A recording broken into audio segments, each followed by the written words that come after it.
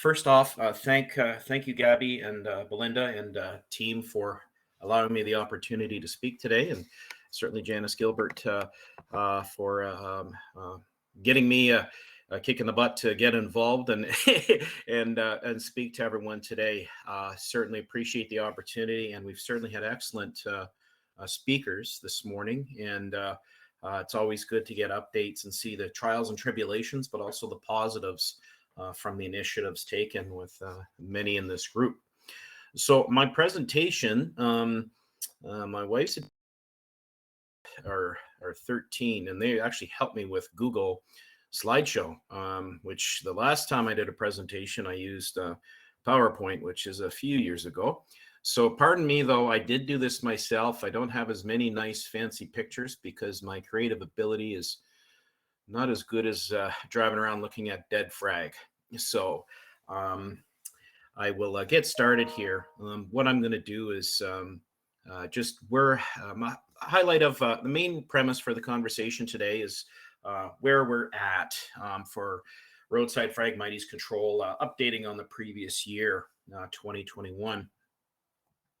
I guess as an introduction, as many of you know, there are many ways that that allow invasive Phragmites to spread across Ontario and other provinces.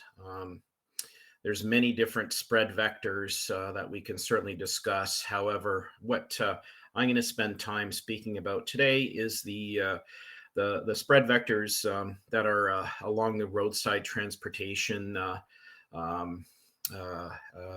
system throughout Ontario. For many of years, we've had the ability to identify, map, and develop control strategies. There's been some incredible work done by the University of McMaster and several other institutions that have done a good job mapping and identifying areas and allowing us to develop control strategies. My discussion today is going to be focusing on what methods that I've seen municipalities and counties and townships that what they've been using to reduce the spread and control of Phragmites. Many of them have different strategies. Some of them utilize summer students to go and geo-reference each location. So someone with a trained ability will go out and actually identify areas along roadsides where we need to hit. From that, applicators are able to upload the information and put it into their their spray systems along there with their vehicles. So what it's done is it's helped to isolate the areas. It's allowed municipalities and townships to also budget a little bit better. When it comes to, not just saying, hey, just drive around and spray. They can actually identify and get an inventory and get some pricing that's more accordingly. So it's the most cost-effective approach. But what I'm going to talk about today is as well as the methods that they choose to do. As many of us are aware, there's different ways to help to reduce Phragmites. We've all seen the best management practices developed through the OIPC over the last few years. So of the methods, there's rolling, burning, cutting, drowning, and herbicide application. My business, what I've been fortunate to be involved in is the sector that primarily involves cutting and herbicide application. I don't do any rolling or burning at this point, just something I have not identified as being viable for the sections that I'm dealing with. Drowning, I have been involved in some underwater cutting programs so with Janice on the IPCC and had some great results with that, but that's obviously not relevant on a roadside. So cutting and herbicide application along our roads. Cutting control methods, they've been utilized by many local municipalities throughout southwestern Ontario. Just to add to this, with budget constraints and, a lot of municipalities are pushing to have the proper staff and the means to identify and be able to develop their own programs. But what they've done is a lot of them have expanded their roadside mowing programs, which most of them do implement because of um, roadside regulations for maintenance along the outside edge of the road allowance. So cutting the Phragmites allows the standing dead material to be mulched up and removed, thus reducing the fire risk, wildlife incidents of collisions, and as well as allowing for a more effective control herbicide application if they choose. By cutting the dead material in the non-growth months, such as between November and April, essentially now, if we didn't have a horrific um, that is the prime period to be able to do some cutting, simply because access, the ground is frozen typically, and budgetary constraints with municipalities. They may have some, they're plowing in the winter, but if there's some lull periods, they could actually have staff out and cut in the winter. It's generally, I feel, the most effective time. There's not bird nesting. There's a lot of reasons to treat in the winter, or treat to cut in the winter. Just it reduces stress pressures for every concern that we have. But the main reason is to allow all new growth to be exposed and not hidden from the dead material. Thus, it will allow for more herbicide material to reach and penetrate the plant. And it reduces the excess herbicide material from landing on the dead stalk.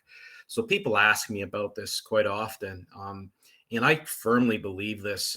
If you take a real thick stand of Phragmites, and there's some one or two stems, healthy stems that are coming in, and you're going topically and treating, or even if you're using a backpack, and the products, they are only as good as how much actually reaches. It's the products we use, primarily the glyphosate products from Bayer and our Arsenal Power line from BSF.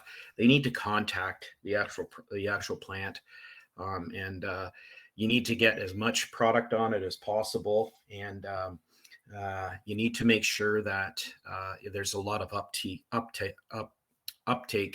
and if you're spraying a lot of dead material, you're not going to be getting it on the live prop plant, which is the end goal. So you may be spraying and doing a great job with the application rate, but you're only getting partial amounts of the material on the actual plant. So the more that you cut and allow the new growth to come up, you're exposing it, therefore using less herbicide, and the herbicide that you do put down is more effective. So that is another premise why I generally recommend or encouraged by municipalities that are expanding their cutting programs. Also, if they just choose to do cutting, if that's their approach to dealing with Phragmites, cutting is, especially when it's you're cutting at the lower level, you're reducing the vigor of the Phragmites growth, and it'll continuously. The more you cut it, the more you don't allow it to photosynthesize and grow, the more that you're going to be able to have a better result from this method. The next, so this section, cutting methods for roadsides, so just another section. I'm going to show you some of the pieces of equipment that we've used. Might not be this equipment specific, but I thought these are good pictures to show anyone of relevant that's utilizes this, what we tend to use in environments for cutting. I have found on a roadside the most effective type of mower is a fixed rotary type. So just kind of like a lawnmower where the rotary blade spins as opposed to the drum type mulcher. It is a preference. I mean, I've just had the better experience with it, mulching up better, and the speed of the application, and generally less mechanical problems I've found. So the speed, for budgeting purposes, or some considerations you need to make when you're choosing a type of cutting method, is the density of the frag mass. So if you've got a big frag mass, there's times where you'll have to cut several times. It won't just be one clean cut, just like with grass. You may have to take time and just and ease its way through. And you also want to do that to make sure that you mulch it up as best as you can. I find the mulching level with it very effective just because of the speed of the blades, and you break up some of the material as much as possible, because the material also can become a fire hazard. But I mean, it does biodegrade pretty quickly once it's been cut and somewhat emulsified. Number of passes, the thicker and the denser, it'll just take longer. I have many people saying, how much is it going to cost to do that road? Well, I don't know. It could be as little. I could do a hectare an hour, or it might take me 3 hours, depending on how wide it is and the stability of the ground. Another thing to be considerate of, and that we have to watch and make sure that we're control. Frag, there are times where you have to stop and cut, and you want to make sure you're following Book 7 traffic guidelines, and making sure your employees and the people that are driving are aware of what you're doing. So this next slide is a picture of a machine. This is a newer machine that I have utilized to have excellent reach on Phragmites. I don't own this machine. I actually own a couple of boom tractors. But this machine is kind of interesting because it has a long length. Can actually believe I can go out 38 feet with this thing. So it really does work quite well. But this is a drum or flail type application. So, a lot of municipalities choose to take this approach. They have the equipment anyways.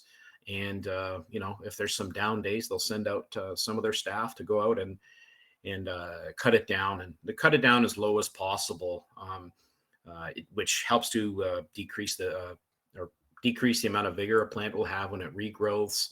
Obviously, this is all dead stock, so this is just a matter of cleaning up so that for the next year we can have some type of hopefully better control, either through herbicide use or regular mowing. So many lower tier municipalities or even counties, they have one piece of equipment. Equipment is very expensive today, and also getting qualified staff to run them. So I have utilized a rear mount slide shift flail mower, what's used on roadsides for cutting. Many roads are narrow enough that a farm tractor with a rear mount mower has enough reach to get the Phragmites closest to the roads. This is just when they're going to cut the roads anyways. They may have spent a little extra time and maybe eking over. But the factors affecting this type of application of effectiveness, width is an issue. There's reach limitations, and it's going to be more of an off-road approach. Fail type is effective, but again, this is a personal, maybe not as effective with my experience. This is another example of a rear flail type application. I've used this.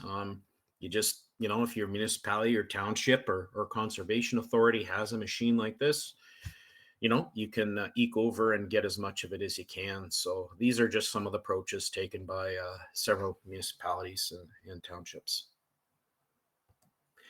Another section on cutting, a track loader, remote control mower. So a track loader meaning like a Bobcat, skid steer, John Deere, Case, no matter the brand. This is one of my favorite approaches. I own a few track loader machines with rotary and drum mulchers. This is very effective but it is site specific. A large track loader with a rotary mower attachment provides the ability to mow in very unstable terrain. So like on angles, up, down, areas where you would never be able to get a tractor, or, you don't really want to send a human being with a weed whacker and injuries and potentially getting ticks and other vegetative issues. It's also the most effective for large Phragmites in a large open area. You can just go and get it done, and you're in a protected environment. There are also some remote control operator mowers that have been used on heavy slope environments that have good traction to cut and mulch Phragmites where employee operation is not feasible or safe. So there is some new technology out there for mowing grass and Phragmites, and I don't have a picture of the skid steer, but I do have a picture of a remote control machine showing cutting Phragmites. This machine does work very well in flat and dry environments. I mean, it's just like any piece of equipment. It does depend on the stability of the ground. You can get stuck quite easily, but that's why I talk about how heavily important it is to try to get any mowing done in the winter time. It's generally the most effective. So this is just an idea of a skid. Track loader works the same. There's a mower out front, and you go and you mow this stuff down. So that's kind of the touching on the one type of control that I've generally seen on roadsides. Primarily, my core business and my experience have done a lot of roadside herbicide application. In my opinion, it's the most practical way to treat Phragmites along roadsides by using spray trucks that provide the proper rate of application and have the capacity to treat large areas in order to maximize efficiencies. There are many times when a blanket spray approach is the only real effective option. And then there are times where a direct treatment approach using a hose and handgun or backpack applicator is the right decision. The main reason for making sure you want to make sure that you have whoever the licensed applicator is who's doing the application needs to make sure that they are working in a working safely with either at work signs and following proper book 7 practices regarding traffic control. Working around the public is also challenging, so extra caution and awareness is required. I can't say this enough. It's when you're working in the public, like within a city limits, or even along a roadside, things can happen. Dogs can walk out. People could be walking down the road. There's many things to be aware of, obviously, whether you're either blanket applying or using a direct approach, such as using a handgun or backpack applicators. But it's very important to make sure that we're following all the rules and regulations. We are working on a road allowance, which has elements of danger to it. So to get to the gist of the program, which I'm sure many people are interested in, first off, I'm going to go over these in just very general detail. These are just the active municipalities. My business is primarily in the southwest to central, and we do go a little north, but I do have to identify several very active and very successful programs that I've been aware of. I've not necessarily been the applicator, but I've known these places have had maintenance programs involved, and many of them combine mowing and herbicide treatments, or many of them just mow, or maybe some of them just do treatments. So first off, starting in the southwest, the County of Essex has been very active. Windsor in that section. Several of their lower tiers have very active programs. Phragmites used to be is a tremendous issue in that part, but it's gradually becoming better and better controlled, especially along the ditch lines. It's a very flat, very drainage oriented area, and there's many different types of programs and services that have been done there. Chatham-Kent has had some active road work and very active ditch and stormwater ponds or watering ponds. A lot of approach to minimizing Phragmites in those areas. I have to put out the County of Lambton, very aggressive since probably 2012. They've been a long time supporter along their road allowances and whatnot. County of Elgin, as we've known in the historically, the city of St. Thomas is essentially fag-free from a huge effort that was put through from them and a couple of the local volunteers and ratepayers. They've had a very aggressive approach and combining both cutting and spraying, and they're down to quite a minimal amount of Phragmites within their allowances. City of London's done a tremendous amount of work the last few years. Roads, drainage ditches, sensitive habitat. They've kind of really started to address things on many different angles, and it certainly is showing in some of the results they're getting and the feedback that we're getting. As the gentleman said earlier, the County of Huron in their lower tier, Ozable's done an awesome job with control. I'm one of those people that I drive about 10,000 kilometers a month and throughout all the municipalities, and I really appreciate when I can see good work and controls done. And I certainly applaud applaud the team there and Nosable with the work that they've completed. They've been very active. Perth County in the lower tiers, they've all had some programs, some level of control. Bruce County, Karen Alexander, you were very involved with developing a program there, and Jacob Klaus for the NCC and supporting getting rid of frag on their roadsides, and lower tiers jumped on, and the Bruce County themselves were very involved with Phragmites. Grey County, they are on top of it, trying to keep frag at a maintenance level. Along with Wellington County and their lower tiers, they've got it to a point where Wellington County, they do a treatment every second year, and then we identify or map those areas and identify where you could use some control. Getting into the central part of Ontario, actually, I don't think I mentioned Oxford. Oxford County in the Woodstock area has been very active as well and had some good results through the combination of cutting and spraying. Seen an increase in Phragmites programs in central and northeastern Ontario. The city of Hamilton has done an excellent job of stormwater ponds and roads. Dufferin County is at the maintenance level. Simcoe or lower the town of Innisfil, very active in addressing stormwater ponds and frag wherever they are. City of Barrie is really taken on dealing with Phragmites and their stormwater ponds directly. So a lot of really neat things going on within the central part of Ontario and in the Northwest. Just going to go back to this. And I've been fortunate enough. I've seen Phragmites control work all the way up to Hearst, up Highway 11 and into the Archipelago as well. So a lot of the good work from this organization is being identified, and people are developing programs to make sure that it doesn't spread up into the north. I'd like to make a mention here. Janice and the team asked me to speak about the Kings and Queens highways, the MTO roads. Again, I'm just an applicator. I've been fortunate to do a lot of work with the ministry through their contractors. And I don't do all the work by any means, but I do identify. I can make mention of work that I've seen completed. Because I would like to end the presentation with recognizing the efforts made by the ministry in implementing very effective strategies with dealing with Phragmites, utilizing all methods.